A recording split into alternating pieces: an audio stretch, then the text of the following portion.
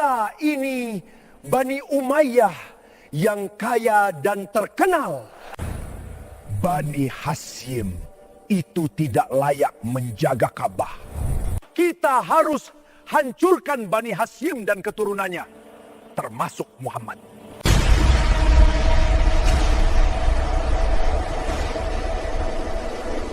Begitu Nabi Muhammad wafat, para pengikutnya langsung heboh. Perang sesama muslim gak ada habisnya, dramatis. Ngeri bos, mengapa dalam Islam ada yang disebut Syiah? Mengapa dalam sejarah muncul nama Bani Umayyah? Lalu disusul oleh Bani Abbasiyah. Siapa sebenarnya mereka? Banyak yang mengira ini hanya perbedaan keyakinan. Padahal semuanya berawal dari satu konflik keluarga. Perseteruan antara Bani Umayyah dan Bani Hashim, keluarga Nabi Muhammad. Ketika Islam menyebar, kekuasaan jatuh ke tangan Umayyah. Namun sebagian umat melihatnya sebagai pengkhianatan terhadap hak kepemimpinan keluarga Nabi. Dari sinilah lahir dua arus besar, pendukung Ahlul Bait yang kelak dikenal sebagai Syiah, dan perlawanan politik yang akhirnya melahirkan Abbasiyah. Umayyah ditumbangkan atas nama keadilan, tetapi sejarah membuktikan konflik ini tidak pernah benar-benar berakhir. Selamat datang kembali di channel kesayangan. Kali ini kita akan kupas tentang perseteruan abadi Bani Umayyah dan Abbasiyah, keluarga yang jadi musuh bebuyutan. Rasanya ini seperti Kurawa melawan Pandawa, satu keluarga yang bermusuhan dan saling menghancurkan.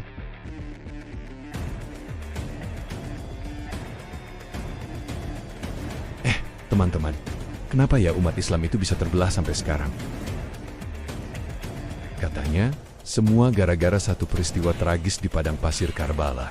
Tapi, tahu nggak? Karbala itu bukan awal cerita. Itu cuma episode terakhir dari sinetron Dendam Keluarga, yang episodenya udah tayang jauh sebelum Islam lahir. Ini bukan sekadar cerita agama loh. Ini lebih mirip drama perebutan takhta, gengsi, dan kekuasaan antara dua klan paling beken di suku Quraisy.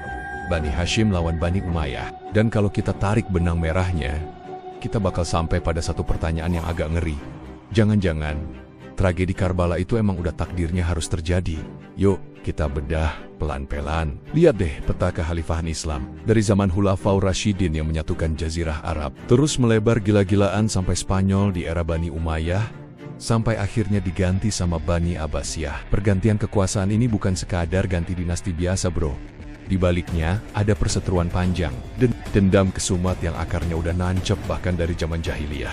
Ini soal harga diri, gengsi, dan warisan dendam antar klan. Biar paham, kita harus mundur jauh banget ke Mekah zaman jahiliyah. Mekah itu pusatnya Jazirah Arab, dan di sana ada suku paling disegani, namanya Quraisy. Nah, di dalam Quraisy ini ada dua geng paling top, Bani Hashim dan Bani Umayyah. Sebenarnya mereka ini masih saudaraan loh, kakek buyutnya sama, tapi hubungannya kayak rival abadi. Kenapa? Yaitu tadi, rebutan gengsi dan pengaruh. Bani Hashim, klannya Nabi Muhammad, punya tugas yang super mulia. Mereka yang ngurusin air minum dan makanan buat para peziarah Ka'bah. Posisi yang sangat terhormat, tapi nggak selalu bikin mereka jadi yang paling tajir. Reputasi mereka lebih ke arah spiritual. Di sisi lain, ada Bani Umayyah. Nah, ini beda banget. Mereka itu konglomerat, saudagar kaya raya yang nguasain jalur perdagangan Mekah. Mereka punya duit, punya kuasa ekonomi, punya pengaruh politik. Kalau Bani Hashim disegani karena status religiusnya, Bani Umayyah disegani karena hartanya. Dari sini udah mulai kelihatan kan sumber masalahnya? Bani Umayyah, dengan segala kekayaan dan kekuasaannya, ngerasa iri sama status mulia Bani Hashim. Mereka mikir, lah, kita yang lebih kuat, lebih kaya, kok mereka yang dapat posisi kehormatan di Ka'bah? Persaingan gengsi inilah yang jadi bibit permusuhan. Mereka saling sikut, nunggu momen buat meledak. Dan momen itu datang pas Islam lahir. Dari klan mana Nabi Muhammad berasal? Betul, dari Bani Hashim. Ini langsung bikin perseteruan lama makin panas. Bagi Bani Hashim, ini puncak kehormatan. Salah satu dari mereka jadi Nabi terakhir.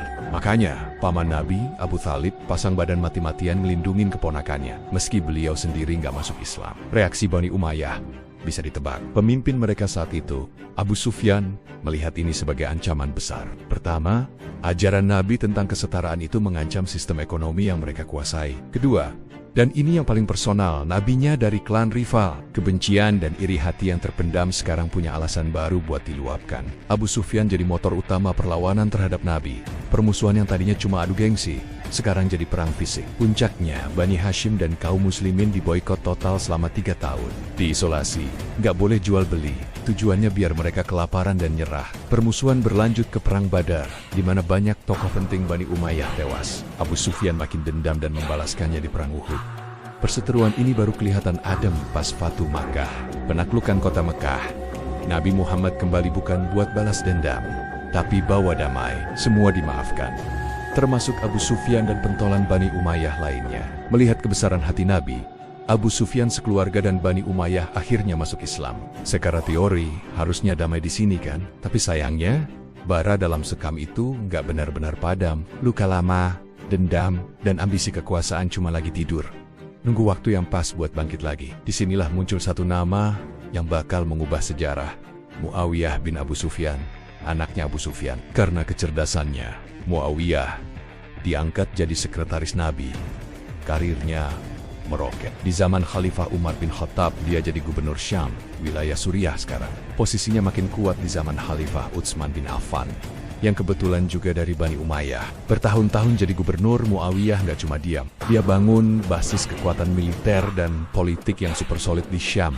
Syam itu udah kayak kerajaannya sendiri. Inilah bibit kekuatan baru Bani Umayyah yang siap meledak. Dan momen itu pun tiba. Pemicunya, tragedi pembunuhan Khalifah Utsman bin Affan. Situasi langsung kacau. Setelah Utsman wafat, Ali bin Abi Thalib dari Bani Hashim diangkat jadi khalifah keempat. Disinilah konflik terbuka meletus. Muawiyah di Syam menolak mengakui kekhalifahan Ali. Alasannya, dia nuntut pembunuh Utsman, yang notabene sepupunya, segera diadili. Muawiyah merasa Ali lambat, sementara Ali berpendapat, menstabilkan negara yang lagi kacau itu prioritas utama. Perbedaan ini nggak ketemu jalan tengah. Akhirnya, pecahlah Perang Siffin, perang saudara pertama dalam sejarah Islam. Sedih banget, sesama muslim saling berhadapan. Perang ini berakhir dengan arbitrase atau tahkim, yang sayangnya jadi bumerang buat pihak Ali. Perwakilan Ali, Abu Musa al-Asy'ari, bisa dibilang dikadali sama perwakilan Muawiyah yang cerdik, Amr bin Ash. Hasilnya sangat merugikan posisi Ali. Akibatnya, sebagian pengikut Ali yang fanatik kecewa berat, keluar dari barisan, dan membentuk kelompok Khawarij. Mereka jadi musuh bagi Ali dan Muawiyah. Lengkap sudah kekacauan politiknya. Setelah Ali wafat dibunuh oleh seorang Khawarij, Muawiyah berhasil jadi penguasa tunggal dunia Islam. Disinilah dia bikin langkah kontroversial, mendirikan Daulah Umayyah dan mengubah sistem pemilihan khalifah jadi monarki turun-temurun. Dia nunjuk anaknya, Yazid bin Muawiyah, sebagai penerus. Keputusan ini ditentang keras, terutama oleh Bani Hashim. Tokoh utamanya adalah Husain bin Ali, cucu kesayangan Nabi. Husain menolak baiat kepada Yazid yang dianggapnya nggak layak. Penolakan inilah yang berujung pada tragedi paling memilukan. Tragedi Karbala, tahun 680 Masehi. Husain bersama keluarga dan sedikit pengikutnya melakukan perjalanan menuju Kufah. Di tengah jalan, di padang Karbala, mereka dicegat dan dikepung ribuan pasukan Yazid. Terjadilah pertempuran yang gak seimbang. Husain, anak-anaknya, dan hampir seluruh rombongannya dibantai secara keji. Peristiwa Karbala ini jadi luka yang teramat dalam bagi Bani Hashim dan pendukungnya. Ini adalah puncak kezaliman Bani Umayyah. Peristiwa inilah yang mengkristalkan permusuhan dan jadi fondasi lahirnya Syiah, yang meyakini kepemimpinan harusnya di tangan keturunan Nabi.